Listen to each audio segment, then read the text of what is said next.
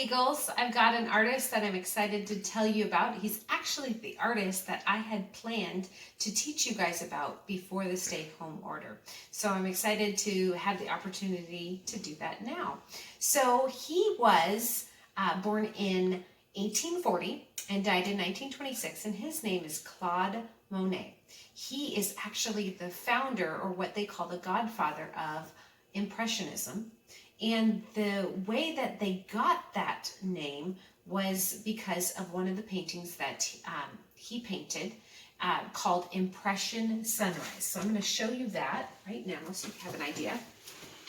And this painting was painted in 1872 by Claude Monet, and it was put in a salon, and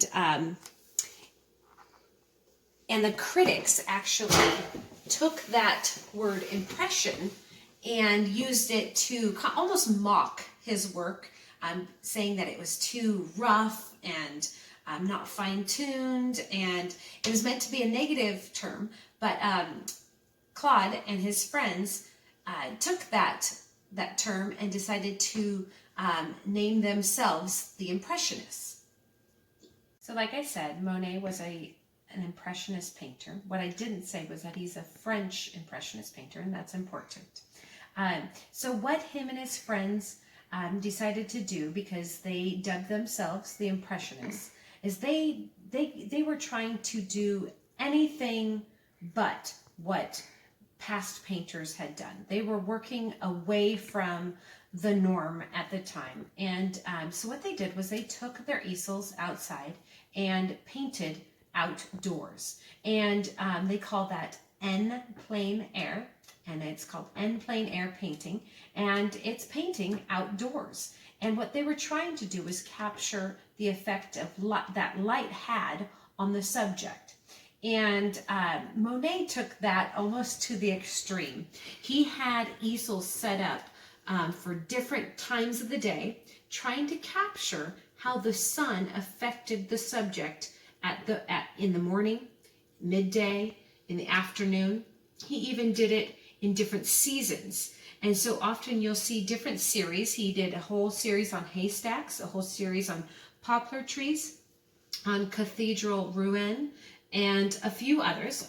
I'll show you right now. So this is one of his paintings of the haystacks.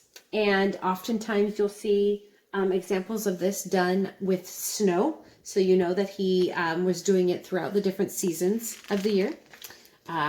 Here's an example of one of his paintings of the poplars. And here's an example of one of his paintings of the Cathedral de Rouen. Okay. And then later in life, Monet moved to the town of Giverny in France and purchased a home.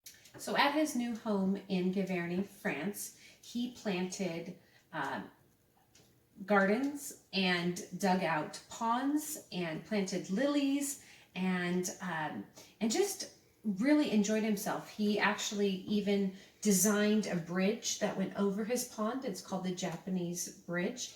And he used those gardens and those ponds as his subject for almost predominantly the last 20 years of his life. And so I think there's something like 250 paintings of the lily ponds, and or sometimes with the subject of the bridge in it. And his focus was just on those ponds and the bridge and the water, the sky reflecting on the water. That was his joy and his passion. You'll even see that sometimes in those very, very later years, the colors changed, and that he used a lot more reds. Well, at that time, he was suffering from cataracts, and so his eyes were really affected, and it was difficult for him to see, but he saw certain colors, and he painted during that time, which is really amazing to see the changes that happened. So I'm going to show you a couple of his water lily examples. This is nymphaeus water lilies. You see the beautiful blues and greens and purples. Here's another one. A lot more greens, and this one is more up close. You can actually see the weeping willow tree reflected in the pond. Here's another one, and this one you can see more of the reflection of the clouds in the sky on the pond. And then here, this is where we kind of start seeing the effect that the cataracts are having on his eyes, and you can see a lot more reds emerging. And actually, you can see right here, this is where the Japanese bridge is, and these are kind of the bushes, and then this is the pond with the lily pads on top of it. Okay. And I'll show you one more example of that time period where he was kind of suffering from cataracts. And this one is a lot more extreme with the reds. Okay. Okay, so I've got a fun project that we're going to do. And what I'm going to have you guys do is I'm going to have you emulate Monet. And that means you're going to take one of his paintings, and you can Google his work and pick your favorite, something that's interesting to you. And I'm going to have you try your best to copy that. And that's called emulating. So it's not a negative thing. It's actually something that young artists will do to get better at things. They will copy a famous artist or a famous artist's work and try to recreate that. And through that, you are learning and growing. And okay, so for this project, you're going to need paper. You are also going to need a skillet, and you're going to need crayons, and preferably crayons that have had their paper removed, because it'll make it a lot easier for you. So I don't know about you guys, but we always have a bin of old crayons, and those are the best to use for this project. And then just make sure that you've peeled all of them, and so that you're ready to go. And then when you use your skillet, you're going to want to make sure that you have it on just warm. Okay, just warm is pretty much all you're going to need. And then you're going to want to cover it with foil so that you protect the skillet, so that you don't get wax all over your surface where your mom cooks or whoever in your home cooks. And so cover it with foil, and then you're going to put your piece of paper on top. And sometimes when you've peeled your crayons, it will be kind of hard to see what those colors are, because oftentimes like the blues and the greens and black almost look a lot alike. So you're going to want maybe a piece of scratch paper that you can put maybe next to it, and you can test out those colors. So we can determine if this is black, or if it's purple or blue. Okay, so you can see that one is purple, so you kind of want to remember that. Okay, so you've got your skillet, you've got to heat it up, and you've got your paper on it. It's low and it's not hot, but you still don't want to touch the skillet. So you're going to want to make sure that you're using crayons that are not super small, that have kind of good length to them, so that you can keep your fingers away. You're also going to want to be standing up so that your hand can stay above the surface. Okay. This project should be done with parent or adult supervision. So make sure that a parent or an adult is around to make sure that you're staying safe. Okay. You'll actually see how much fun it is to melt crayons. Melting crayons is one of those things that I can remember doing this in grade school when I was a child. Back then, they just had the skillet on in class, and you could go back there and play with it. Nowadays, that's probably not something that they do, and it's not something that I would have in the classroom, but because we're at home, we get to try different things and do different things. So this will be a lot of fun. Okay, so you've picked out your painting that you want to emulate, and I've chosen mine. The one that I'm going to do is one of Monet's water lilies, and it's the one that's a lot more green in it. I think it'll be a lot of fun to see these crayons blend together. The other thing I want to grab real quick is a wooden spoon. Just going to grab that.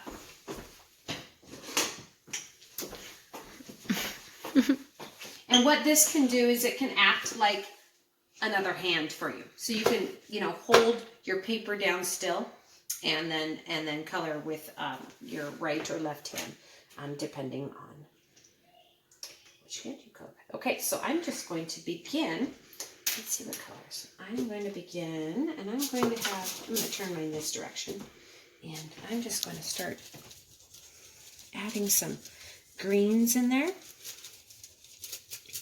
And you can see how well this is crayon. How well it's blending. It almost kind of gives the effect of like an oil pastel because the wax is melting. Put some white in there. Blend it with the light green.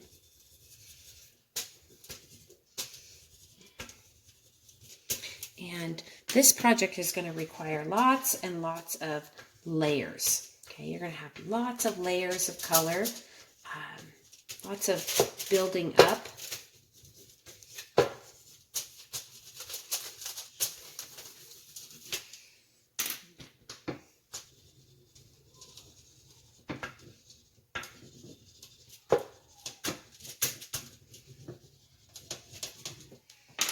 Do the lilies. I need to add in some blue. More blue in this area. A bluish gray color. Oops, there's my paper. Failed. Use the piece of wool.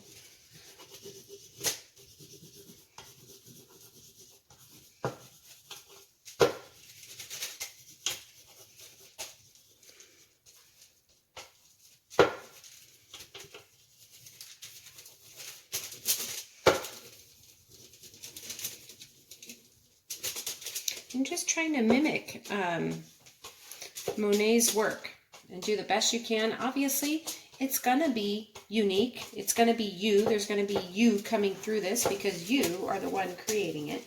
But I would just want you to, do the best you can at really paying attention to the colors that Monet used in the piece that you're emulating. The brush strokes, the direction that you should be coloring. You notice that I'm going horizontal, not going vertical, because we're trying to mimic the effects of the water. Well, oftentimes when doing water, it's going to go horizontal, not vertical. Okay, so I'm gonna start adding in some.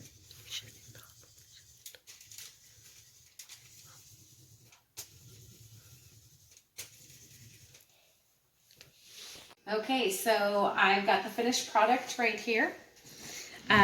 Again, work on building up color, building up layers of different colors. Have your crayons ready to go right next to you. Make sure that they're peeled and make sure that you've got a wooden spoon to kind of help hold things down so that you don't touch the surface. And again, make sure that you have an adult or guardian around to supervise. Make sure that you stay safe. I wanted to show you a few of the works that my own children did. So here's one. Again, these are all melted crayon. Here's another one of a scene that Monet had painted in the snow. And here's one that my son did of the haystacks.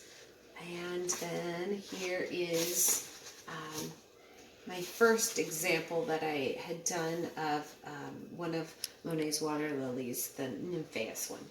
Okay, so I want you to make sure that you are staying safe and that you have fun while doing this.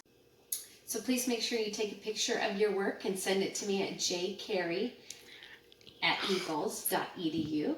And I'd love to see it, and I'd love to hear from you. So go ahead and send that to me and send me a little message to let me know how you enjoyed it.